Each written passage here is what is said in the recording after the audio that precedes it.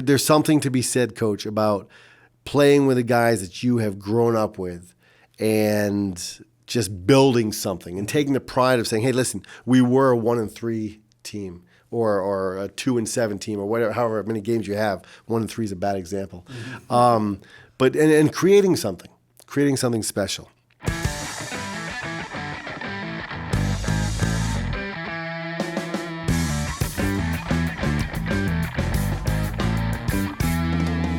Hi, welcome to episode 11 for What It's Worth Coaching podcast. I'm Coach Tighe, and I'm here with Coach Hines. All right. So today's topic is 5 old school recruiting habits we should bring back to high school sports. Before we get started, I'd like for you guys to go out and check out our Instagram page. It's at For What It's Worth Coaching. Like us, share us with all your friends and family, and any coaches that you think that would benefit from hearing what we have to say. We're also lucky enough to have JC Navarro from JC Navarro Films. He's taking care of all our filming and editing. Great dude. We met him at church. And if you want to make a film that will captivate, inspire, and move people into action, then go visit jcnavarrofilms.com and visit his Instagram page at jcnavarrofilms. GameStrat was also part of our sponsors. Coach Hines used them last year, and he'll fill you in on what he thinks of them. Can't say enough about GameStrat. It's instant feedback on the sidelines.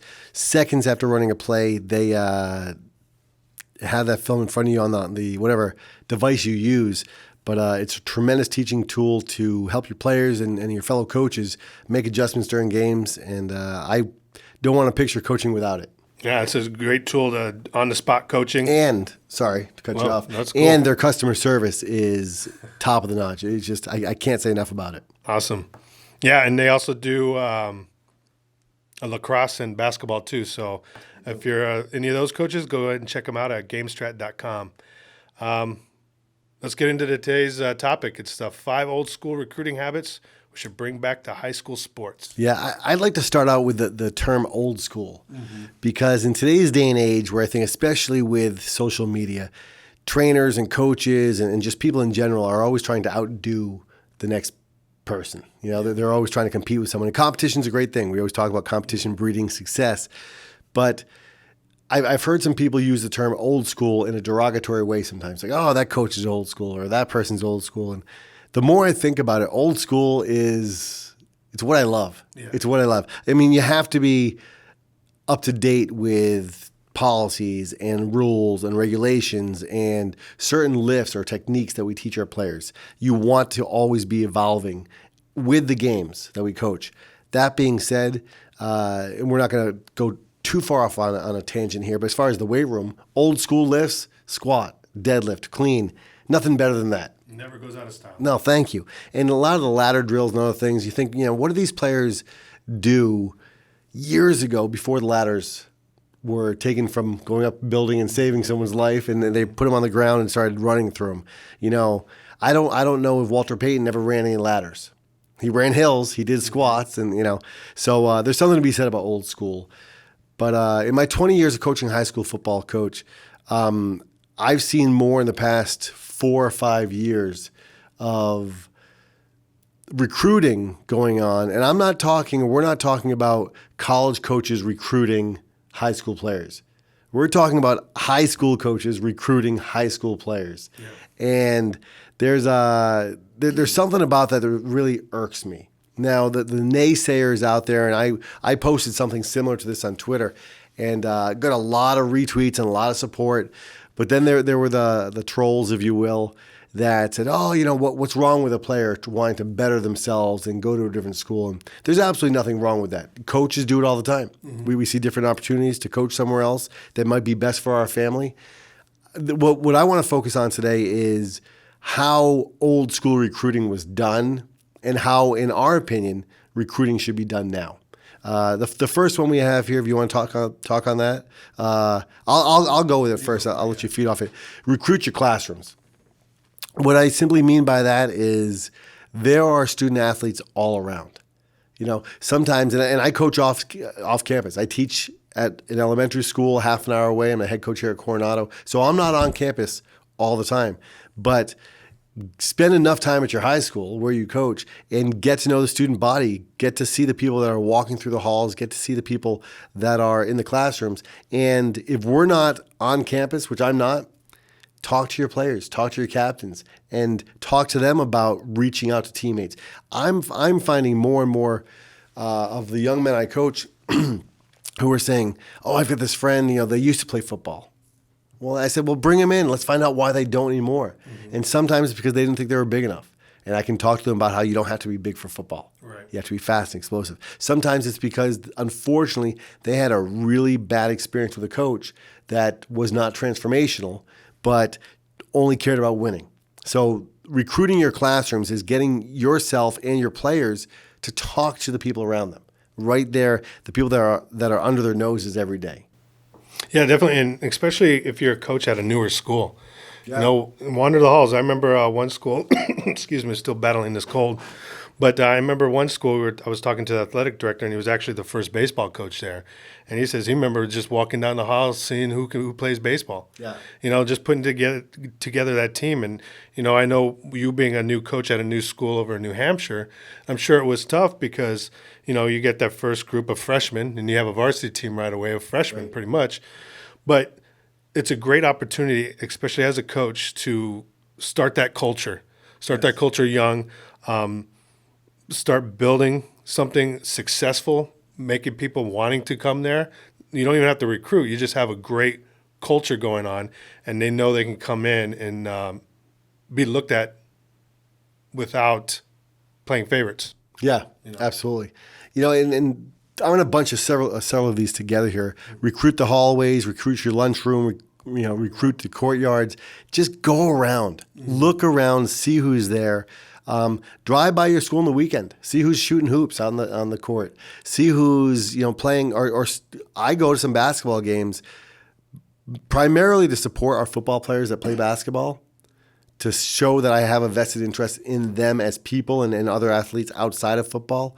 But you'll be amazed sometimes when you go to rugby games or lacrosse games or baseball games, basketball games, and you'll see someone and go, man, wow. I stopped by just last Saturday. I came here to work out on my own, just kind of have a little alone time. And it was pouring rain, which doesn't happen a lot here in San Diego. Yeah. But I also noticed as I walked through the gates, there was a rugby game going on. And I know we have a few football players that are playing in the rugby team. So I stopped, started to watch them. And there's this one guy, John, who he's a freshman in our program this year's football. But I saw him on that, it was a football field, but playing rugby, the rugby field. And I thought, man, he's got some fight in him. He wants, and I got excited about that. So I sent him a text, talked to him the following Monday in the weight room. And you could see the joy in his eyes. And that's he's already in our program. But by doing that, you're recruiting and creating a culture of excitement where he knows that I care about him, not just as a football player, as a rugby player, as a person, as a human being. And who knows the conversation he might have in math or chemistry or whatever it is, PE, some other class where he's talking to a teammate just about the excitement and the connection with the coach. Oh, definitely. Like you said before, you get that excitement, especially from the head coach, and they go preach it off to the other ones. And there might be a guy who was a great football player when he was 12 years old, doesn't want because he had a bad coaching experience, comes out and just like, okay, well, give this guy a shot, and you don't know, you might have the next quarterback. Yes. So, which is great. And one cool thing too about being the head coach, and if you do go out in these recruitings, to me, you better have your gear on too, because you're representing the school, you're representing your sport, and if you don't show that excitement on yourself, then they're going to say, well, who's this guy? Well, he's the head coach. It's Coach Hines, So. And there's some dark sides of recruiting also. We're talking about, the old school way of recruiting. Yes. I had a coach, a friend of mine, actually, I met at a sporting, not clinic, but it was an event in Quantico, Virginia. And he's a head coach in Texas and of a private school. And he reached out to me and said, we have to recruit. We're a private school, And so I talked to him, and I won't mention his name, but I said, but how do you recruit? He's like, well, we win. And I said, that's great. That's a great way to recruit for your program is win. Create a culture of success. Create a culture for the parents where they know you sincerely care about their children beyond pawns in your game, but as people. And that's a great way to recruit. He also mentioned that in certain parts of Texas, and this may be the case for all of Texas, but that all schools can recruit, public and private, and they say that. And I'm actually fine with that. I think if you're being transparent and saying, yeah, we're recruiting other players, that sits okay with me, as opposed to the schools that deny it and say we don't recruit. And I've seen that a lot out here in California, more so than I did in New Hampshire. Now, we've been out here for 4 years, my wife and I, so maybe the tide has changed there a little bit also. But of kids going to lineman camps or skills camps and then saying, hey, some coach pulled me aside, and I've had players say to me, some coach from another school pulled me aside and was really talking up their school. And that eats at me. That you're playing with a young man's emotions, and you're taking them away from their teammates and their buddies who they've played with for so long, and trying them to draw them to a bigger and better. And it reminds me of the saying, the grass isn't always greener on the other side. It's greener where you water it. There's something to be said, Coach, about playing with the guys that you have grown up with and just building something and taking the pride of saying, hey, listen, we were a 1-3 team or a 2-7 team or whatever, however many games you have. 1-3 is a bad example. But creating something special. And definitely, you talk about it too, because you start recruiting kids away from their schools. And, I always believe that sports is a community in itself.